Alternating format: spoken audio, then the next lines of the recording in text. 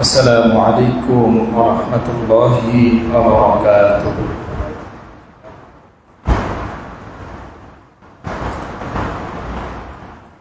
إن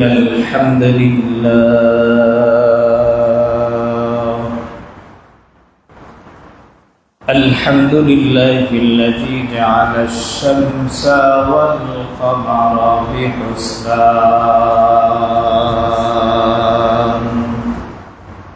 والنجم والشجر يسجدان وفضل زمانا على زمان كما فضل مكانا على مكان وإنسانا على إنسان ونشهد أن لا إله إلا الله وحده لا شريك له لا ضد له ولا ند له ولا مثل له ونشهد أن سيدنا وسندنا وحبيبنا وطبيب قلوب ربنا ومولانا محمدا عبده ورسوله أما بعد فأعوذ بالله من الشيطان الرجيم بسم الله الرحمن الرحيم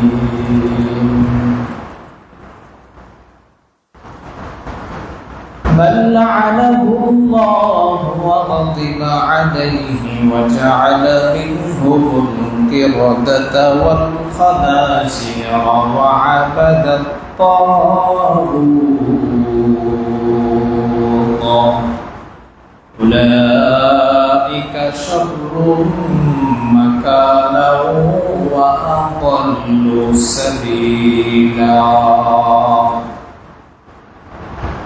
وعن أبي هريرة رضي الله تعالى عنه جاء رجل إلى النبي صلى الله عليه وسلم فقال يا رسول الله أوصني فقال لا تغضب فردد مرارا فقال لا تغضب فردد مرارا فقال لا تغضب أو كما قال النبي صلى الله عليه وسلم. رہے میرا مسکن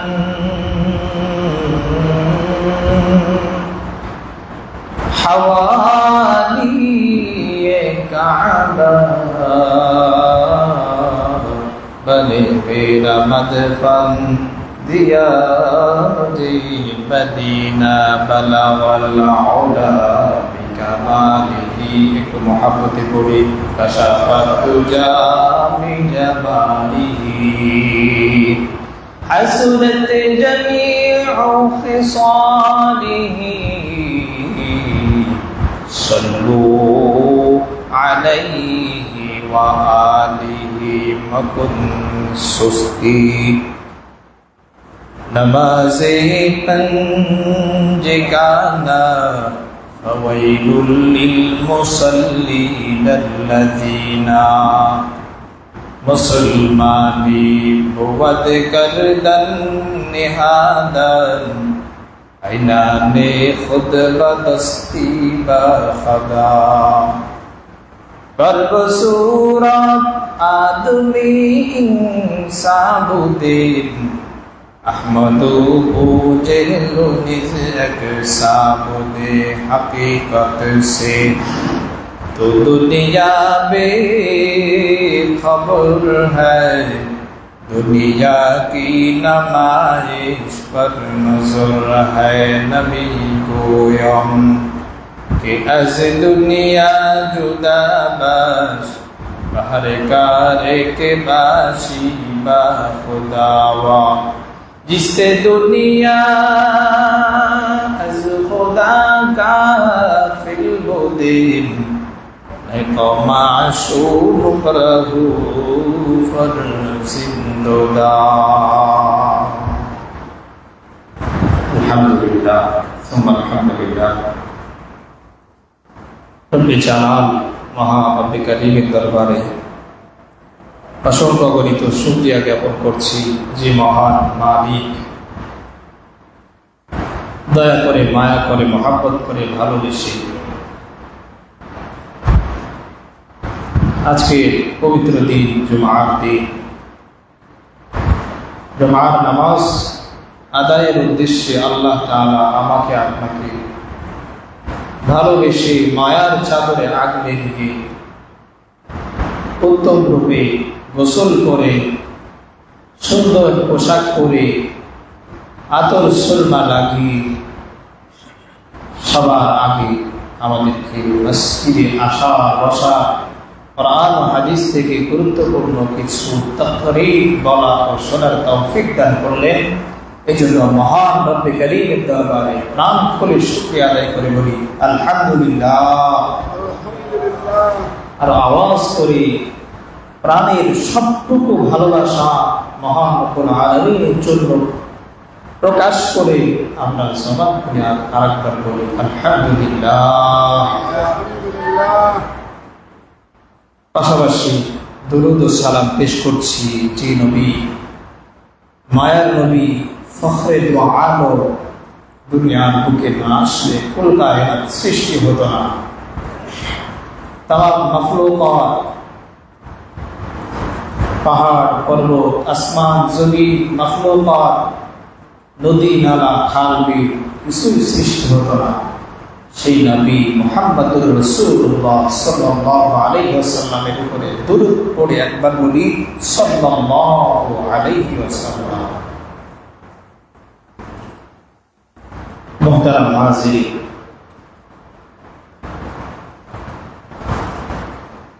মহান রব্বুল আলামিনের দরবারে আরো লাখো কোটি শুকর ও সুজুদ আদায় করছি যে মহান রব্বে কারীম আমাদেরকে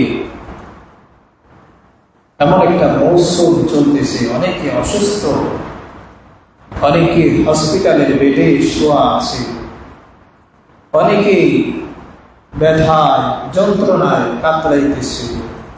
এই সমস্ত মানুষদের থেকে আমাকে আপনাকে ভালোবেসে মায়া করে মহব্বত করে সুস্থতার নিয়ামত দান করে মসজিদে আনলেন।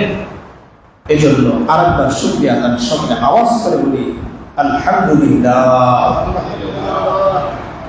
মুহতারাম হাজিরিন,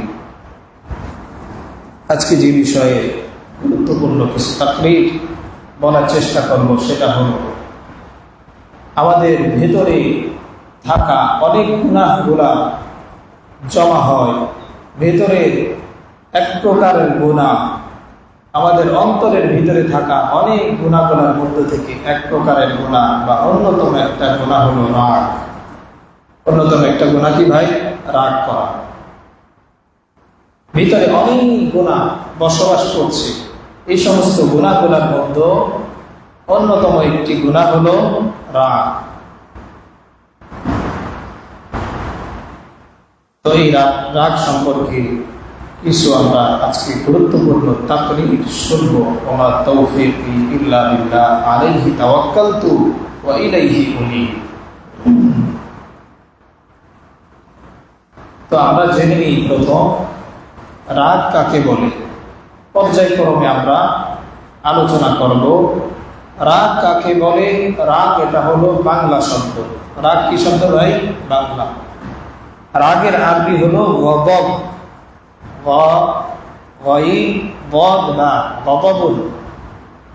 আরবিতে রাগের পরিভাষায় রাগ বলা হয় প্রতিশোধের নেশায় নিজের শরীরের বা অন্তরের রক্ত টকবক করা বা গরম হওয়াকে রাগ বলে। তাহলে একজনের সাথে কথা কাটাকাটি হয়েছে, অপর পক্ষ গালি দিয়েছে বা মারপিট করেছে, তখন প্রতিশোধের নেশায় অন্তরের ভিতরে যে রক্তটা গরম হয়ে যায়, এটাকে কি বলে ভাই? রাগ। আমাদের সমাজে প্রত্যেকের মধ্যে কম বেশি এই রাগটা বিরাজমান, কম বেশি এই রাগ আমাদের ভিতরে কাজ করে।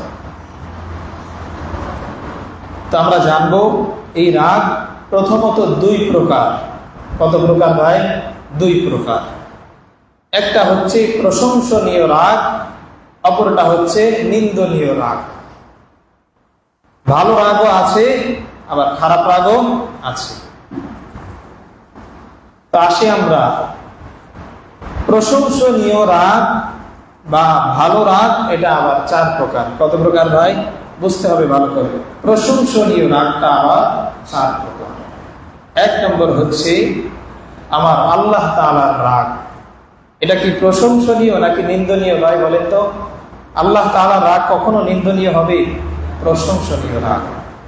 দুই নম্বর, স্পেশালি ভাবে আমাদের নবীজির রাগ, মুহাম্মদুর রাসূলুল্লাহ সাল্লাল্লাহু আলাইহি ওয়াসাল্লামের রাগ।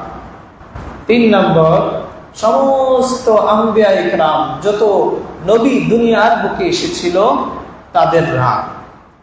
চার নম্বর, মুমিন ব্যক্তিদের রাগ, যারা আল্লাহর কাছে মুকাররব, আকর্ষণীয় বান্দা, তাদের রাগ। এ হলো মোট কত প্রকার? চার প্রকার। কত প্রকার রাগ ভাই? প্রশংসনীয় রাগ চার ধরনের। আল্লাহ তাআলার রাগ, আমাদের নবীর রাগ, সমস্ত কুল কায়নাতে যত নবী এসেছিল তাদের রাগ। চার নম্বর, যারা দুনিয়ার বুকে মুমিন আছে, মুত্তাকি, পরহেজগার, আল্লাহ ওয়ালা, তাদের রাগ। তাহলে ভাই প্রথমত আমরা আবার বলি, রাগ কত প্রকার ভাই? বলতে হবে, বুঝতে হবে ভাই। রাগ কত প্রকার? দুই প্রকার। একটা প্রশংসনীয় আর একটা নিন্দনীয়। একটা ভালো রাগ আর একটা খারাপ রাগ। মোট কত ধরনের রাগ? দুই ধরনের। আমাদের খুব ভালো করে বুঝতে হবে, কারণ আমাদের প্রত্যেকের ভিতরে কম বেশি রাগ বাসা বাঁধে, নাকি ভাই? এখানে এমন কেউ আছে রাগ হয় না? কম বেশি প্রত্যেকেরই রাগ হয়।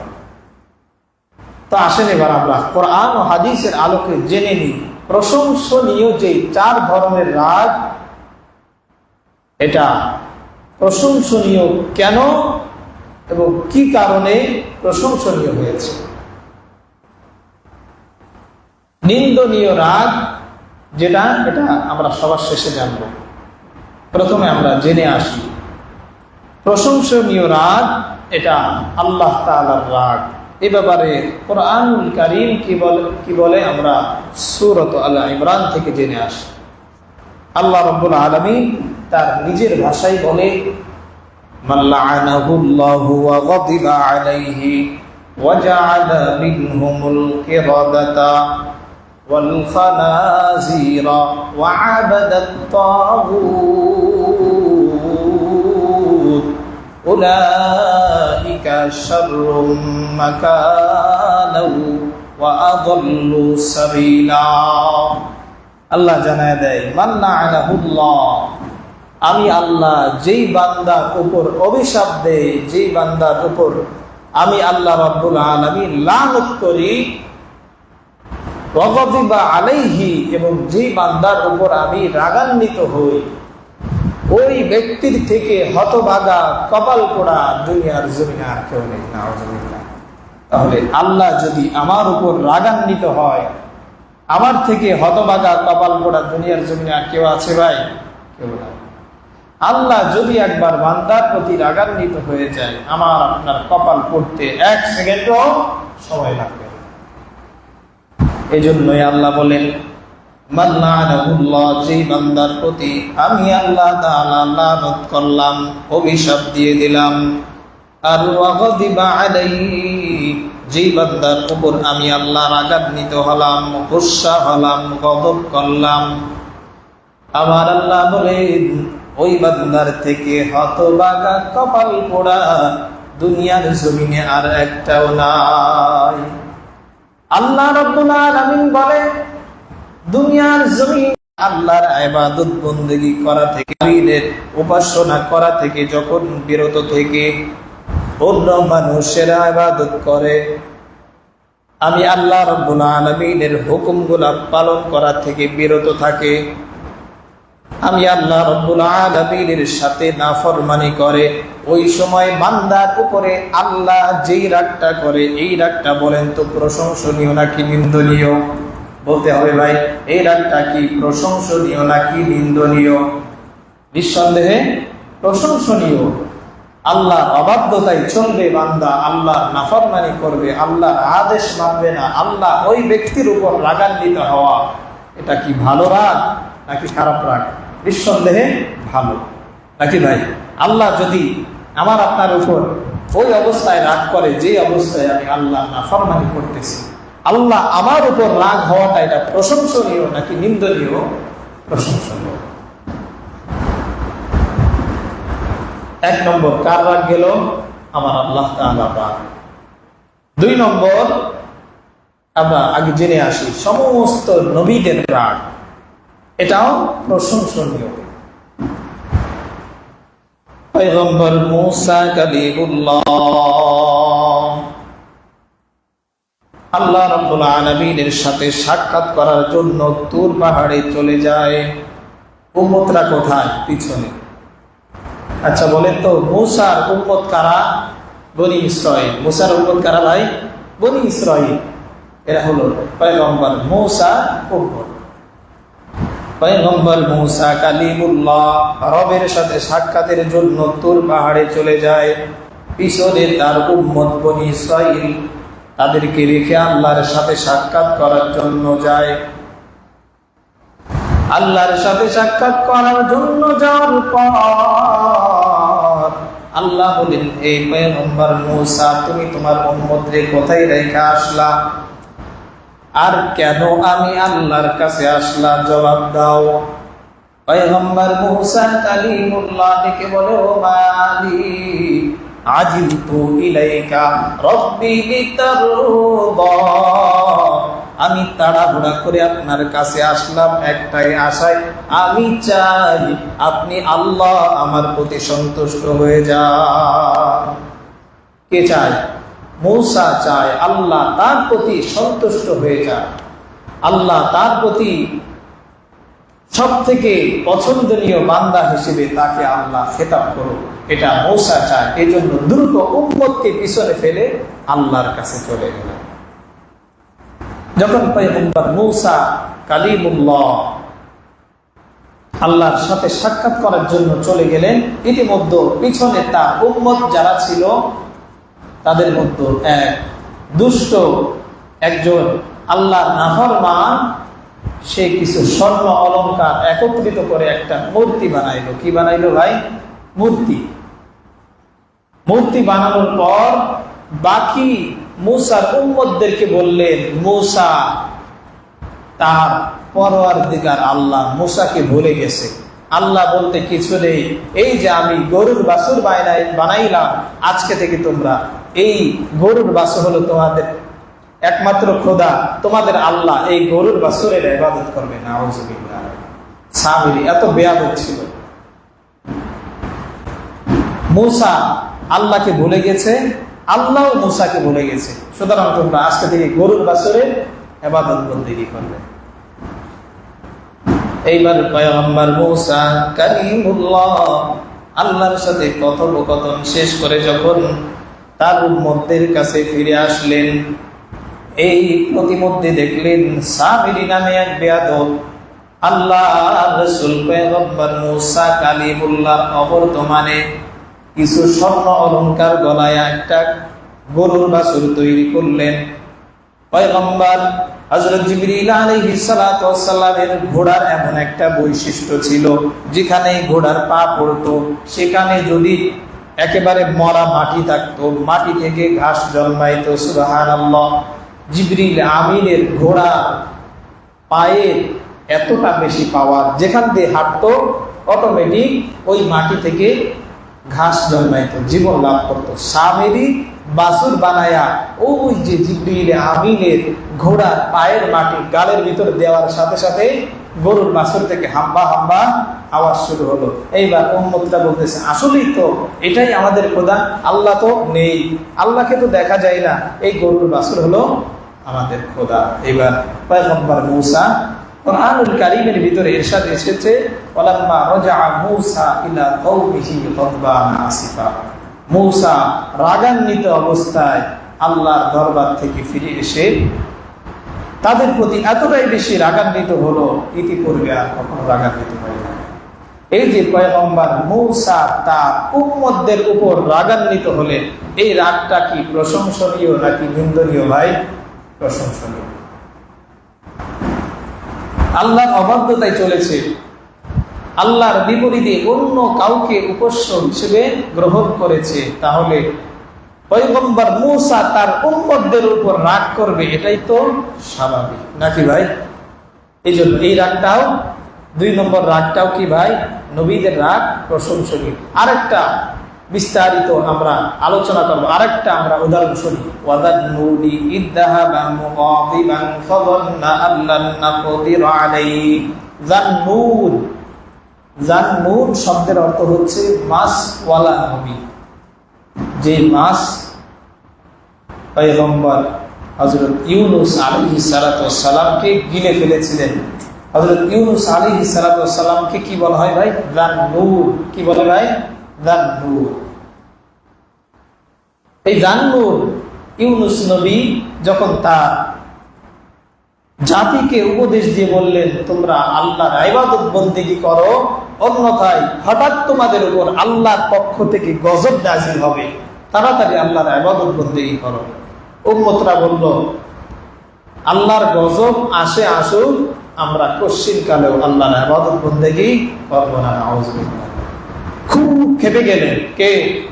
হযরত ইউনূস আলাইহিস সালাম। পয়গম্বর ইউনূস তার জাতির উপর ক্ষিপ্ত হওয়া, রাগান্বিত হওয়া, এই রাগটা ভালো না খারাপ? এই রাগটা কি ভাই? ভালো, নিঃসন্দেহে ভালো।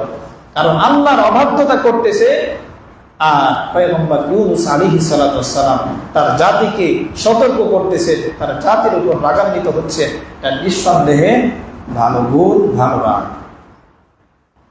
তাহলে আমরা জানলাম আল্লাহ তাআলার রাগ প্রশংসনীয়। কোথা থেকে? কোরআন থেকে। দ্বিতীয়ত আমরা জানলাম সমস্ত নবীদের রাগ প্রশংসনীয়। কোরআন থেকে আমরা 2টা উদাহরণ জানলাম। বিস্তারিত আলোচনা করতে গেলে অনেক সময় লাগবে, আমরা 2-1টা করে উদাহরণ জানবো। 3 নম্বর, আমাদের নবীদের, আমাদের পয়গম্বর আরবী সাল্লাল্লাহু আলাইহি ওয়াসাল্লাম এবং তার উম্মত, যত মানুষ দুনিয়ার জমিনে আছে, এই সমস্ত উম্মত যারা আছে, তাদের নবীকে, আমাদের শেষ নবী কে ভাই? হযরত মুহাম্মদুর রাসূলুল্লাহ সাল্লাল্লাহু আলাইহি ওয়াসাল্লাম। আমাদের নবীরও রাগ হইতে, মাঝে মাঝে আমাদের নবীরও রাগ হইতো। বলবো নি আমাদের নবীর রাগের কথা? আমাদের নবীর রাগ কখনো কখনো অবশ্যই হতো, কারণ আমাদের নবী, তিনি তো পয়গম্বর আরবী মুহাম্মদুর রাসূলুল্লাহ সাল্লাল্লাহু আলাইহি ওয়াসাল্লাম। তবে নিজের স্বার্থের জন্য কোনদিন পশ্চিমকালে আল্লাহর রাসূল প্রতিশোধ গ্রহণ করতেন না। সুবহানাল্লাহ। আমরা তো রাগ হলে আগে প্রতিশোধ নিতে চাই, কিন্তু আল্লাহর অবাধ্যতায় যখন মানুষ চলতো, ঠিক তখনই আল্লাহর রাসূল রাগান্বিত হতো। পক্ষান্তরে আল্লাহ রাসূলকে কেউ যদি গালি দিত, কেউ যদি মারপিট করত, কেউ যদি বকা দিত, কেউ যদি কটু কথা বলতো, আল্লাহ রাসূল কখনো প্রতিশোধ নিতেন না। সুবহানাল্লাহ। এটাই সূরাত তাহরীমের ভিতরে আল্লাহ তাআলা জানায় দেয়, ইয়া আইয়ুহান নাবিয়্যু জাহিদিল কুফারা ওয়াল মুনাফিকিন وَاغْلُظْ عَلَيْهِمْ وَمَأْوَاهُمْ جَهَنَّمُ ওয়া বিইসাল মাসীর।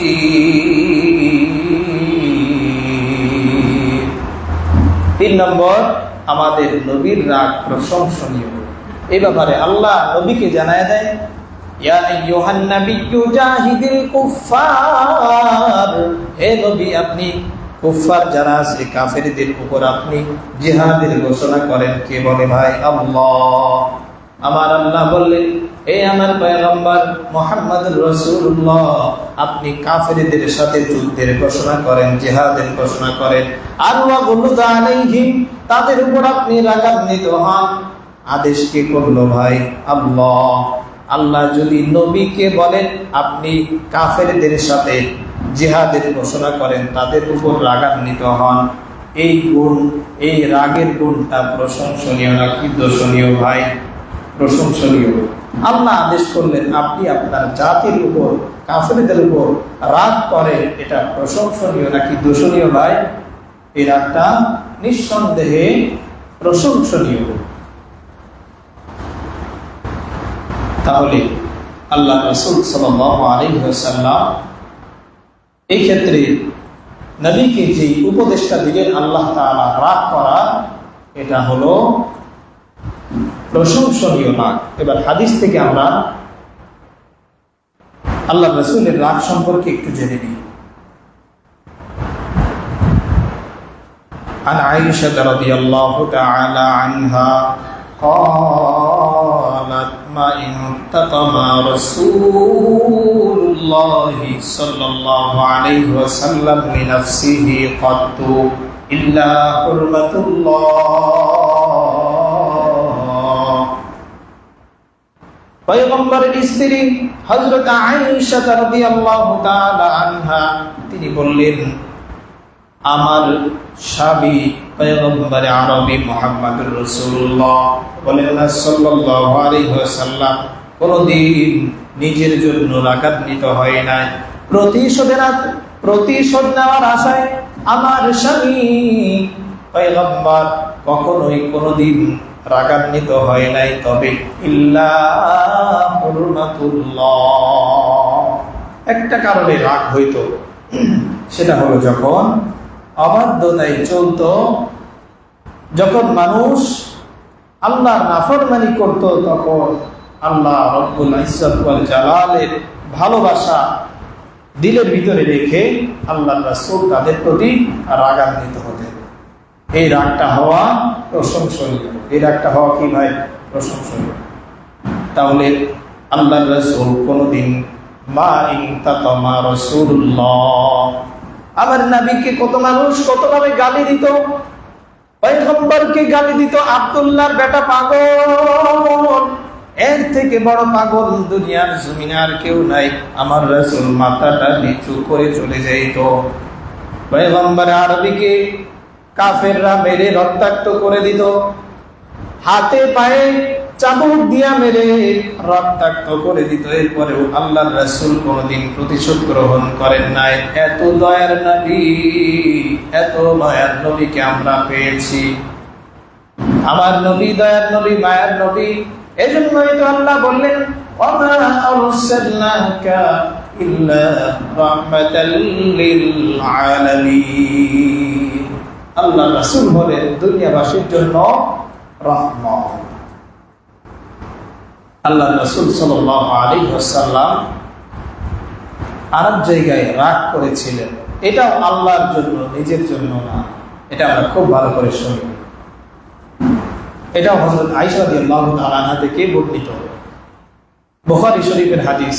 আন আয়েশা রাদিয়াল্লাহু তাআলা আনহা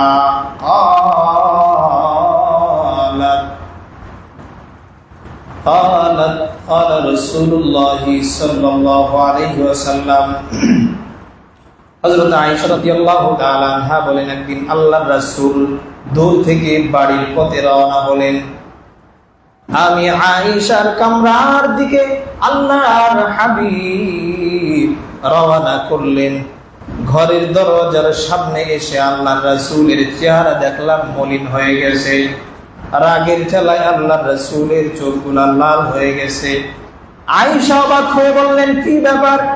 ওগো আল্লাহর হাবিব, আপনি কেন এত বেশি আজকে রাগান্বিত হলেন আমার দরজায় এসে?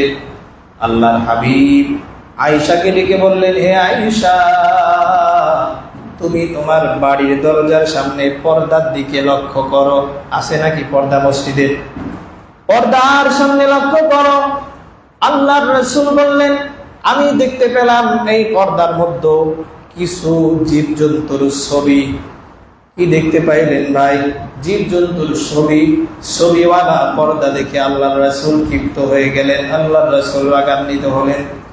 রাগের ঠেলায় আল্লাহর রাসূলের রক্তগুলো টকবক করতেছিল। রাগের কারণে আল্লাহর রাসূলের চোখগুলো লাল হয়ে যায়। পর্দাটা টান দিয়া ছিঁড়ে টুকরা টুকরা করে পানির সাথে ভাসায়া দিলেন এবং বললেন, আসাদুন নাস ইয়াউমাল কিয়ামাতি আল মুসাউউরুন। কিয়ামতের ময়দানে সবথেকে বেশি শাস্তি ওই ব্যক্তিদেরকে দেওয়া হবে যারা নাকি ছবি অঙ্কন করে এবং যারা নাকি ছবিওয়ালা সিনারি নিজেদের বাড়ির ভিতরে টানায় রাখে। নাউযুবিল্লাহ, বলেন না নাউযুবিল্লাহ। যারা নাকি ছবিওয়ালা পর্দা, ছবিওয়ালা কোন সিনারি নিজেদের বাড়ির ভিতরে লাগায় রাখে, ওই বাড়িতে পশ্চিমকালে রহমতের ফেরেশতা আসে না। এই জিনিসটা আমাদের বাড়িতে কম বেশি সবার বাড়িতে আসে। নিজেদের ছবিগুলো আমরা বাঁধাই করে সুন্দরভাবে রেখে দিই এবং বিভিন্ন সময় জামা কাপড়ের ভিতরেও বিভিন্ন কার্টুন বা বিভিন্ন মানুষের আকার আকৃতি রেখে দিই। আল্লাহি, আল্লাহর কসম করে বলি, লিখে রাখেন ভাই, একটা সময় বুঝবেন আল্লাহ রাসূলের ওয়াদা। আল্লাহ রাসূল বললেন, যেই বাড়িতে, যেই বান্দার কাছে, যেই প্রতিষ্ঠানে, যেই দোকানে এরকম ভাবে কোন সিনারি থাকলো, গাছপালা ব্যতীত জীবজন্তুর সিনারি থাকলো, ওই ঘরে, ওই প্রতিষ্ঠানে, ওই দোকানে কোনো দিন আল্লাহর রহমতের ফেরেশতা আসবে না, আসবে না, আসবে না। কার ওয়াদা? আল্লাহ রাসূলের ওয়াদা। আর আপনার বাড়িতে যদি রহমতের ফেরেশতা না আসে, তাহলে আপনি বরকতের আশা কিভাবে করেন? আমার সংসারে বরকত নেই, কামাই রুজিতে বরকত নেই, আমার প্রতিষ্ঠান চালায়, কোনো বরকত পায় না ভাই। বরকত না আসার অন্যতম কারণ আপনার প্রতিষ্ঠানে সিনারি ঝোলানো, আপনার বাড়িতে কুকুরের ছবি, বিড়ালের ছবি অথবা নিজেদের ছবি বাঁধাই করে আমরা ঝোলায় রেখে দিই। আজকে প্রতিযোগিতা হয়ে যাবে, বাড়ি থেকে এগুলো ফালাই দিবেন, এগুলো ছিঁড়ে ফেলবেন, তাহলে বোঝা যাবে আপনি প্রকৃত আশেকে রাসূল। আল্লাহ রাসূল তার পর্দা রাগান্বিত হয়ে চোখ লাল করে পর্দাগুলা একেবারে ছিঁড়ে টুকরা টুকরা করে ফেলে দিলেন। যদি আপনি ওই কাজটা করতে পারেন, তাহলে আপনি হবেন আল্লাহ রাসূলের প্রকৃত আশেক। পারবো তো ইনশাআল্লাহ? যাদের বাড়িতে আছে, আল্লাহ তাআলা এইগুলা থেকে আমাদেরকে বর্জন করার তৌফিক দান করুন। সকলে বলি আমিন। তাহলে এই জিনিসটা ভাই খুব মারাত্মক। পাশাপাশি দুনিয়াতে তো রহমতের ফেরেশতা আশা করাটাই বোকামি, পাশাপাশি কিয়ামতের ময়দানে আমার আপনার আল্লাহ তাআলা নাম ধরে ডেকে বলবেন, তোমার বাড়ি তো এমন ছিল, বাড়ির ভিতরে সিনারি ছিল, আসো, সব থেকে বেশি আযাব তোমাকে আমি দিব। নাউযুবিল্লাহ। বুখারী শরীফের হাদিস, সুস্পষ্ট সহি হাদিস, আসাদুন নাসি আযাবান ইয়াউমাল কিয়ামাতি আল মুসাউমিরুন। যে বাড়িতে ছবি থাকবে, যেই বাড়িতে সিনারি থাকবে, যেই বাড়িতে কোনো জীবজন্তুর ছবি থাকবে, সেই বাড়ি কোনোদিন রহমতের ফেরেশতা আসবে না। ওই বাড়িওয়ালাদেরকে কিয়ামতের ময়দানে আল্লাহ তাআলা সব থেকে বেশি শাস্তি দিবেন। নাউযুবিল্লাহ। তাহলে আল্লাহ রাসূল পর্দায় ছবি অঙ্কন করা দেখে যে রাগটা করলে, এটা প্রশংসনীয় নাকি নিন্দনীয় ভাই? প্রশংসনীয়। কি রাগ ভাই? এটা প্রশংসনীয় রাগ। আল্লাহর রাগ গেল, সমস্ত নবীদের রাগ গেল, আমাদের রাসূলের রাগ গেল। চতুর্থ নম্বর বলেছিলাম সমস্ত মুমিন বান্দাদের রাগ। দুনিয়ার বুকে যারা মুমিন আছে তাদের রাগের ব্যাপারে আল্লাহ রাব্বুল আলামিন সূরাতুশ শূরা 25তম পারায় বলেন, ওয়াল্লাযীনা ইয়াজতানিবুনা কাবাইরাল ইসমি ওয়াল ফাওয়াহিশ وإذا ما غضبوا هم يغفرون আমার আল্লাহ তাআলা জানায় দেয়, এই দুনিয়ার মানুষ, তোমরা যখন একে অপরের সাথে কথা কাটাকাটি হবে, রাগান্বিত হবে, একে অপরের সাথে কথা কাটাকাটি হওয়ার পর, রাগান্বিত হওয়ার পর যদি একে অপরকে মাফ করে দেয়, ক্ষমা করে দেয়, আল্লাহ রাব্বুল আলামিন বলেন ওই বান্দাই সব থেকে আমি আল্লাহর কাছে পছন্দনীয় বান্দা। আল্লাহু আকবার। কোন বান্দা পছন্দনীয়? একে অপরের সাথে পরস্পর ঝগড়া হইল, লড়াই হইল, মারামারি হওয়ার পর এক বান্দা অপর বান্দাকে ডেকে বললেন, এ ভাই, আমি তোমাকে আল্লাহর জন্য মাফ করে দিলাম। আল্লাহ সাথে সাথে ফেরেশতারে ডাইকা বলে, এ আমার রহমতের ফেরেশতা, দুনিয়ার জমিনে তাকায়া দেখো, আমার দুই বান্দা পরস্পর ঝগড়া করার পর, পরস্পর লড়াই করার পর এক বান্দা আর এক বান্দারে মাফ করে দিল। আমি আল্লাহ বললাম, উইদ্দাতুল মুত্তাকিন, আমি আল্লাহ ওই বান্দাকে সাথে সাথে বলে দেই মুত্তাকি। আর মুত্তাকি বান্দার জন্যই আমি আল্লাহ জান্নাতে সুসজ্জিত ঘর বানায়া রাখি। সুবহানাল্লাহ।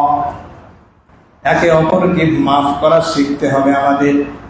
আল্লাহ বলেন, ফামান আফা, যে বান্দা লড়াই হওয়ার পর, ঝগড়া হওয়ার পর, কথা কাটাকাটি হওয়ার পর একে অপরকে ক্ষমা করে দিল, ওয়া আসলাহা, পরস্পর সংশোধন করে দিল, ফাআজরুহু আলাল্লাহ,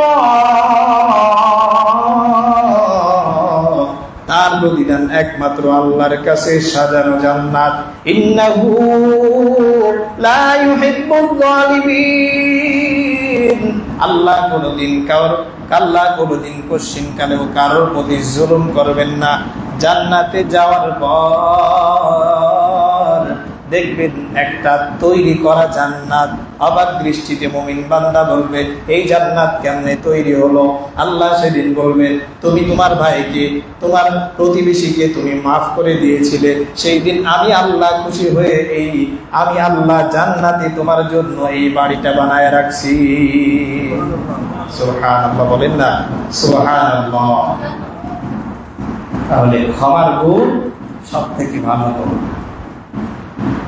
পরস্পর দু একটা কথা কাটাকাটি হবে, এটা স্বাভাবিক, কিন্তু ক্ষমা করার গুণ ভিতরে রাখতে হবে। কথা কাটাকাটি হয়েছে, ভালো কথা, আমি আল্লাহর জন্য মাফ করে দিই। তার জন্য আল্লাহর জন্য দুনিয়াতে অল্প সময়ের জন্য আসলাম, আমি আল্লাহর জন্য আমার ভাইকে মাফ করে দিই না, কি হবে? মাফ করলে ভালো হবে, আল্লাহ খুশি হবে, আল্লাহর হাবিব খুশি হবে। এই জন্য ক্ষমার গুণ সব থেকে বেশি, সব থেকে দামি গুণ হলো ক্ষমা করার গুণ। রাগ করার পরেও একে অপরকে মাফ করে দিল, এই বান্দাকে দেখে আল্লাহ তাআলা হাসতে থাকে। আমি আল্লাহর জন্যই, বান্দা তার শরীরের রক্তগুলা টকবক করতেছিল, রক্ত গরম হয়ে গিয়েছিল, এই রক্ত আমি আল্লাহর জন্য ঠান্ডা করে ভাইকে মাফ করে দিল। আল্লাহ বলেন, তোরেও আমি মাফ করে দিলাম। সুবহানাল্লাহ। তাহলে এই রাগটাও প্রশংসনীয়। এই রাগটাও কি ভাই? প্রশংসনীয়। মুমিন বান্দার এই রাগটাও প্রশংসনীয়। রাগ হলে লড়াই করবো না, বরং মাফ করে দিও। পারবো তো ইনশাআল্লাহ ভাই? আল্লাহর একটু দেখায় দেন। আল্লাহ আমার প্রত্যেকটা মুসল্লি ভাইদেরকে তুমি প্রশংসনীয় রাগ করার তৌফিক দাও। সকলে বলি আমিন। রাগটা যেন আমাদের মারাত্মক পর্যায়ে না যায়। দু একটা কথা কাটাকাটি যদিও হয়ে যায়, চেষ্টা করা, বর্জন করা। লড়াইয়ের ভিতরে তো যাবই না, কথা কাটাকাটিও যেন আমার দ্বারা না হয়। আমি পরিস্থিতি বুঝতেছি, এখানে একটা কথা বললে অবশ্যই অপর ব্যক্তি গরম হয়ে যাবে। ভাই আমি বুঝতে পারি না, আজকে যদি একটা কথা বেশি বলে ফেলি, আমার ভাই আমার প্রতি ক্ষিপ্ত হবে, রাগান্বিত হবে। আমি কথাটা বললাম না আল্লাহর জন্য, আল্লাহর জন্য আমি তাকে ছেড়ে দিলাম, আল্লাহর জন্য তাকে মাফ করে দিলাম। আমি জানি আমার কোনো দোষ নেই, সব দোষ তার, তারপরেও আল্লাহর জন্য মাফ করে দিলাম। আল্লাহ ওই বান্দারে দেখে হাসে, আল্লাহ ওই বান্দারে জিন্দেগির সমস্ত গুনাহ মাফ করে দিয়েছে। এই রাগটা প্রশংসনীয় নাকি খারাপ ভাই? প্রশংসনীয়। তাহলে এই গেল মোট প্রশংসনীয় 4 ধরনের রাগ। তাহলে বলেছিলাম প্রথমত রাগ 2 প্রকার, একটা হলো ভালো আর একটা খারাপ। এবার আসেন খারাপ রাগটা কি? আল্লাহ রাসূল সাল্লাল্লাহু আলাইহি ওয়াসাল্লাম বলে খারাপ রাগ সেটাই যেটা আল্লাহর জন্য করা হয় না, আল্লাহ অসন্তুষ্ট মোতাবেক যে রাগ করা হয় সেটা হলো কি ভাই? খারাপ রাগ, সেটা নিন্দনীয় রাগ। যেমন ওলামায়ে কেরাম যখন সাধারণ মানুষদেরকে ওয়াজ নসিহত করে, আল্লাহ নাফরমানি করিও না, সুদ খেও না, ঘুষ খেও না, আল্লাহর হুকুমতকে প্রতিষ্ঠিত করো। সুদ, ঘুষ, অন্যায়, অপরাধ, জুলুম, নির্যাতন যখন এইগুলা থেকে বাধা দেয়, তখন আল্লাহ হুরমাতুল্লাহ যখন এই কথাগুলো বলে, নিজেদের স্বার্থের জন্য যখন রাগ করা হয়, তখন এই রাগটা কি ভালো নাকি খারাপ ভাই?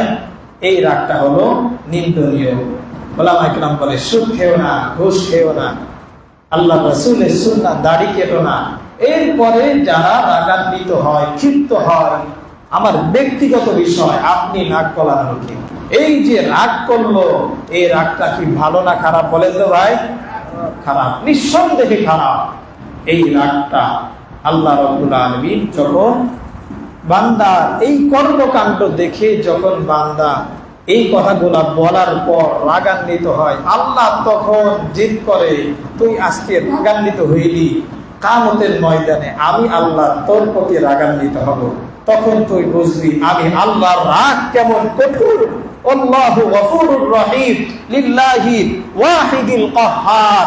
আমি আল্লাহর রাগ কত কঠোর, আমি আল্লাহর রাগ কত কঠিন, সেদিন তুই দেখবি।